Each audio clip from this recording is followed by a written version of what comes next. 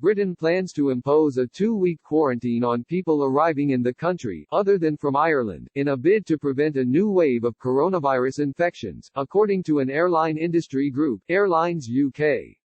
The government is expected to provide details of its plans on Sunday, but the move highlights the acute challenge facing political leaders as they contemplate how to begin lifting the containment measures that have slowed the spread of the virus without unleashing a new surge in infections.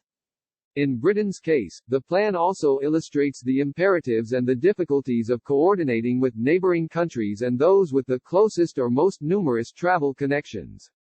The EU has been trying to align the approaches of its 27 member countries, which together imposed a ban on non-essential travellers from outside the bloc. At that time, the EU announced it would treat UK citizens the same as EU residents. But the UK, which quit the EU earlier this year, now has responsibility for its own arrangements. It must take particular account of Ireland because of the two countries' common travel area. As news of Britain's plans emerged on Saturday, a French official said that Paris would request a collaborative approach. We are working on getting an exception for EU and Schengen citizens, but if we don't agree on one, a reciprocal quarantine for British citizens entering the EU and Schengen will have to be imposed, a French diplomatic official told Politico.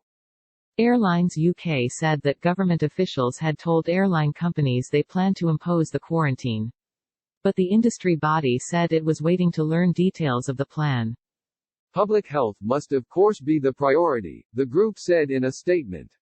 We will be asking for assurances that this decision has been led by the science and that government has a credible exit plan, with weekly reviews to ensure the restrictions are working and still required.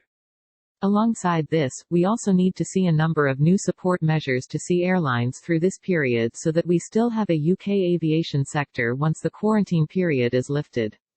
More than 31,300 people have died in the UK from COVID-19, the most fatalities recorded by any country in Europe, including Spain and Italy, which have more coronavirus infections overall. UK Prime Minister Boris Johnson, who recovered from COVID-19 after receiving intensive care at a London hospital, has warned against lifting containment measures too quickly.